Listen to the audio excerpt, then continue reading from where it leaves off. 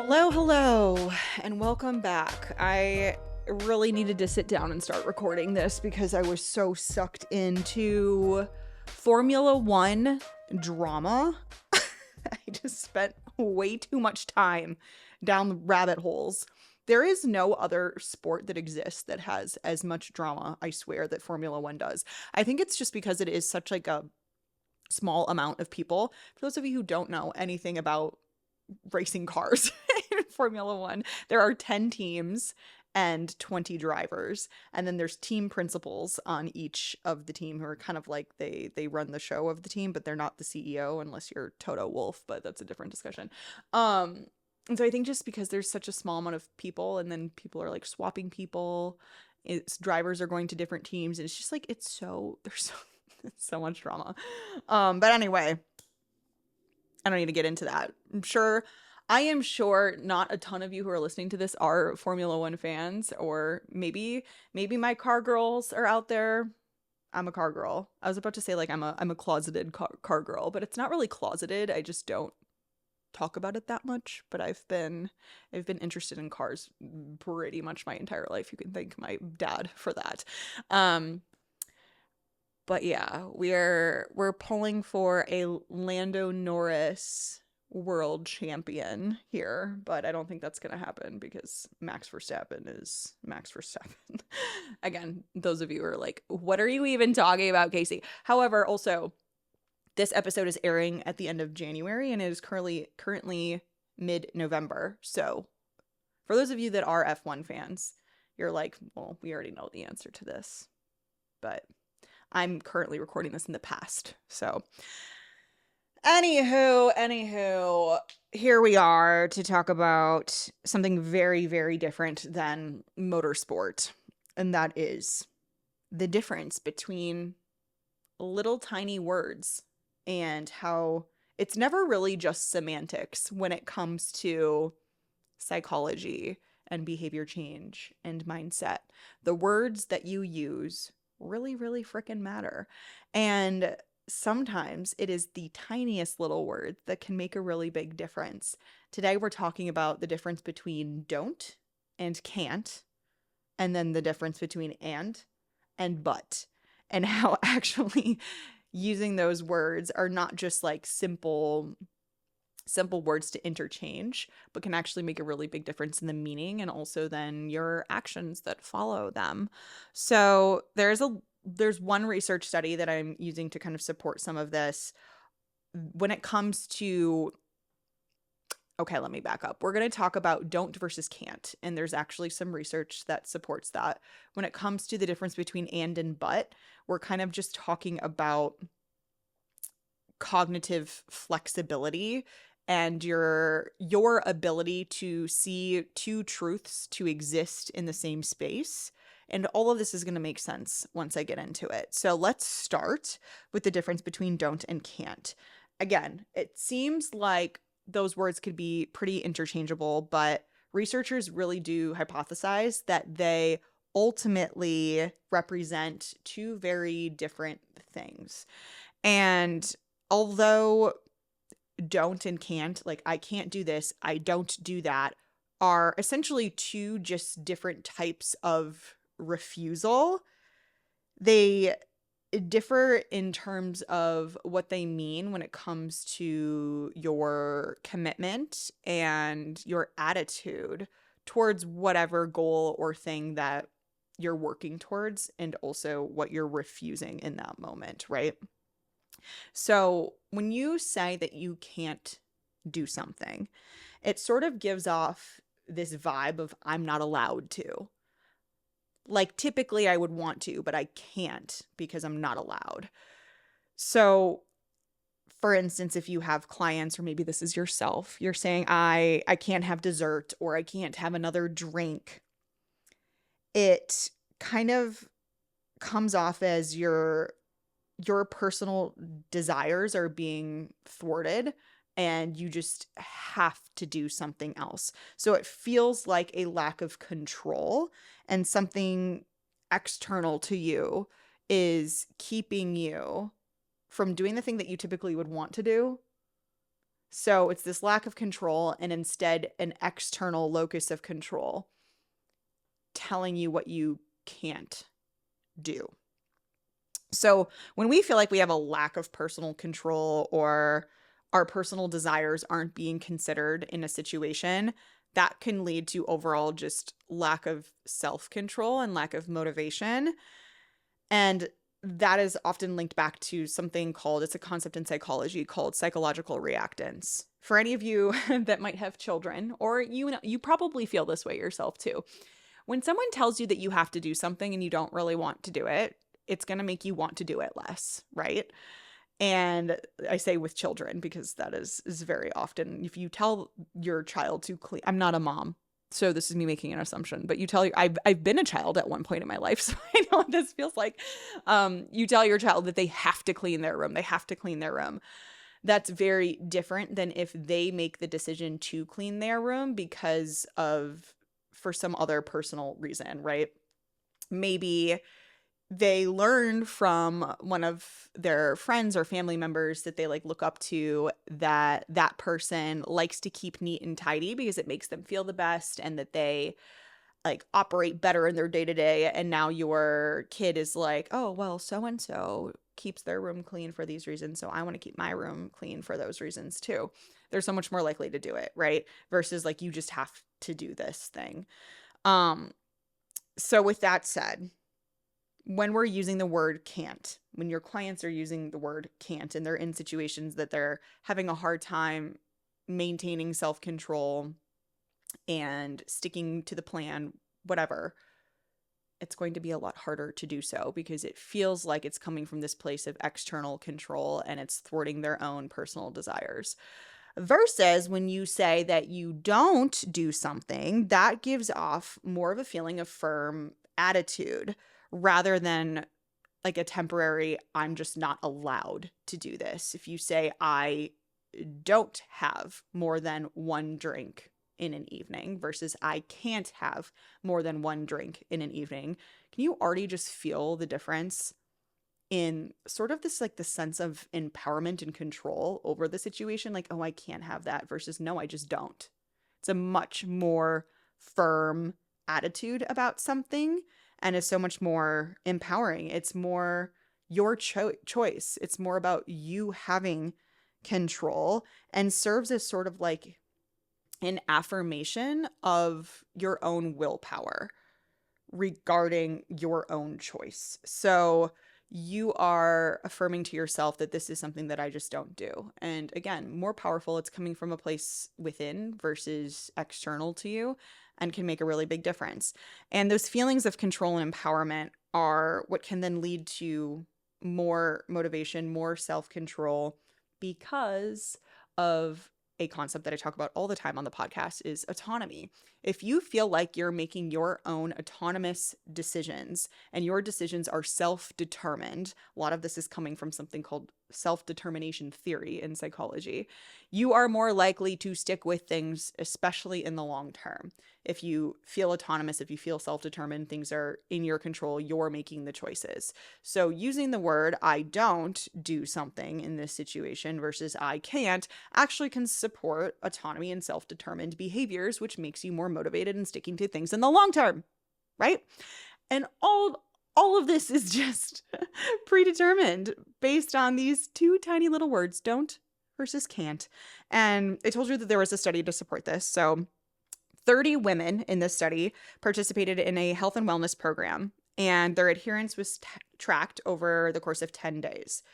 And there is a graph I will show you. It's like when you look at the graph, you're like, damn, that is a significant difference. And it really is. And granted, this is one study on 30 people, right? So like we'll take that into account, but it is pretty crazy. When I saw this study, I was like, damn, I need to make an Instagram post on that. I need to make a podcast on that. I need to tell the world about this. So I do have an Instagram post on this as well as the and versus but, which we're about to talk about. And I'm going to link that in the show notes. So if you want a quick like once over of everything that I talked about today, those are in Instagram post fashion linked in the show notes. And I also want to throw up the graph. Isaiah, if you could please do me the favor of throwing up the graph on the screen for all of our YouTube listeners so you can see the graph that I'm talking about, the difference.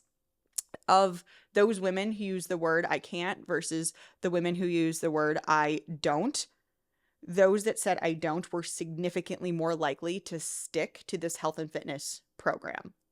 And again, the graph shows, like, it's just so obvious when you look at it.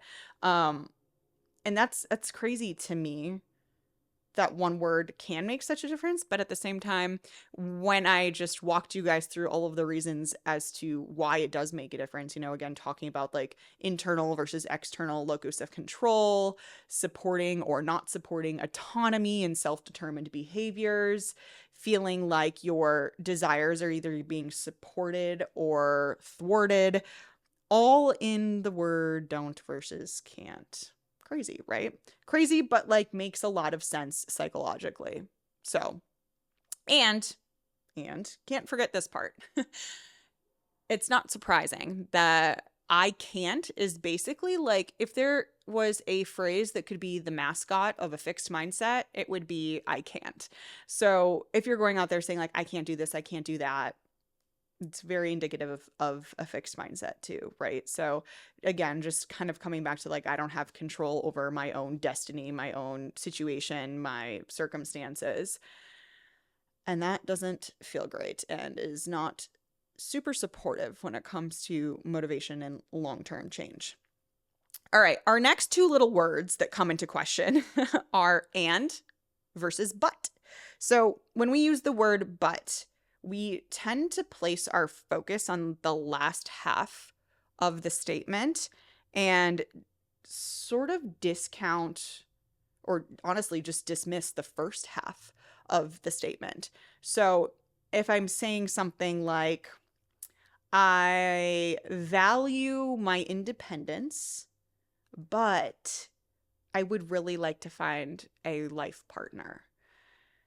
What we're doing is kind of putting the focus on the life partner and, okay, well, if I have this life partner, I really want this life partner. That means that the values that I hold for my independence can't still be considered because of the but, right? On the flip side, if I were to say, I really value my independence and I want a life partner, can you see the difference in how adding the but creates this sort of rigid situation and rigid reality where independence and life partner cannot exist in the same space? Whereas if I'm using the word and, now suddenly it's I value my independence and I also want a person in my life and I want a partner in my life. And those can exist in the same space. So when we use the word and, both halves of the statement feel like they can be true at the same time. So that's more indicative of cognitive flexibility, a better example of cognitive flexibility, rather, versus cognitive rigidity being only one truth like can exist in that space. And in the case of my example, that one truth would be I value my independence. And then people wonder why they struggle when they're thinking that way, right? Because it's a very rigid way of thinking, and it's really not. It's not just the words, right? Yes, the words matter, and the words matter because of the meaning that end up getting assigned to the phrase or how you're thinking about something because of the word. Like the word but or and itself is not that powerful. It's the meaning that gets assigned and how that phrase gets crafted because of those things. Same thing with don't versus can't. So as us silly little humans do, we like to try to keep things super clean, simple, and clear cut. So rather than considering that there could be two truths to exist at once, we want to find the one truth that exists, right? And ultimately that can limit our thoughts and our functioning and the way that we see things and lead to cognitive rigidity. Also, I'm seeing these words, cognitive flexibility, cognitive rigidity. I have an entire episode talking about this as well, and I'll make sure to link that in the show notes for you guys, just the idea of cognitive flexibility and why it's important and how to essentially get out of more rigid thinking. And this is an example of why we don't want to be thinking super rigidly, because the reality is just because two things seem to be contradictory does not mean they can exist in the same space. I'm going to say that again because I feel like that's important. Just because two things seem like they contradict each other does not mean they can't both exist at the same time in the same space. So going back to my previous example, I value my independence, but I want to find a life partner. I value my independence and I want to find a life partner. It can feel contradictory that I enjoy being alone. I love being alone, but I want to find a person to spend all my time with, right? That doesn't mean those things can't exist in the same space. And the more we can think flexibly and also like encourage our clients to do the same, if you're a health and fitness coach or you work with people in general, just the more options and opportunities we have in our life. And you can think like, not me always bringing things back to dating, but that was also the example that I chose to use. So if you're someone who's looking to find your person, you're looking for your soulmate, your life partner, and you're thinking to yourself, well, the more time that I'm single, the more I enjoy being by myself, and but I also really want a person at the same time. Like, why can't you have both? Like, it's going to be very hard for you to find your person. I'm no dating and relationship coach, by the way, but just as an example, it's going to be hard for you to get what you want if you don't think you can continue to have what you currently have while also having that other thing. So the same thing can go for health and fitness, right? We're talking about health and fitness coaching, working with our clients. I really want to go out with my friends and have a good time and have drinks, but I also want to lose weight. Honey, you can have both, right? It may not look the exact same, but there's an and that should be dropped in between those phrases, and both can exist. So helping our clients, and honestly, like the goal that we should have is to help our clients become more cognitively, psychologically flexible, to be able to see and fully embrace and experience all of the messiness that can be our lives. Like, it doesn't have to be this clear cut, again, as much as we want to, as human beings, make things easy and clear and simple. It's really not. And guess what? That means you get to have it all. So it's really good news. So with that said, you can experience it all and you can have it all. You can also be afraid and worried and nervous about something and do it anyway. The number of times I hear coaches talking about, oh, I want to invest in my business, but I'm worried I will fail, or I'm worried it's not going to work. It's going to be a waste of time. Did you know you can have both those things happening to you at the same time? You can invest in your business and be scared you're going to fail at the same time. The only thing that's going to actually guarantee that you will fail is by not trying, not investing, not putting the time forth because you're worried about failing. That's just like, when I say that, I'm just like, isn't that wild? We're so worried we're going to fail at something, so we don't do the things that are actually going to be more likely to help us succeed. What? Like, come on. Our silly little human brains, let me tell you. Okay, so what does all of this mean for you, for your clients, for the work that you do, for your own personal growth? The words that you use matter. And I would really, really challenge you to just like go about your day going forward and think about how often you're using the word I can't instead of I don't. And when you do use I can't, maybe just go back into your head and replay it and add in don't instead and see how that feels differently. And the same thing goes for and but. So the next time you're saying, I want to do this, but this other thing, go back in, replay, swap it out, throw an and in the middle there, and see how that feels instead. And remind yourself that that both things can exist at the same time, even if they feel contradictory. I would also encourage you to really, really think, for those of you that are health and fitness coaches or just coaches in general, working with other people. And again, we can go back to like the parenting thing, like thinking about your kids when they are using these words, and maybe help them reframe and try a different word instead. And then ask, how does it feel differently to use and instead of but? How does it feel differently to say don't instead of can't? and really have them sit with that and sit with the fact that it's really not semantics and that words are really powerful. Okay, my friends, that is all I have for you. I hope that this was helpful, fun to listen to. I'm sorry I talked about Formula One for the first 5 minutes, but you know, people say they want to learn more about me as a person and get more personal stories. So there you go. There you have it. They're like, that's not really what I care about, which I understand. However, if you do care about it, please slide into my DMs. I can always use more car friends, motorsport friends. So hit me up, girl. Hit me up. Okay. Thank you so much. I appreciate you being here, as always, and I'll see you next time.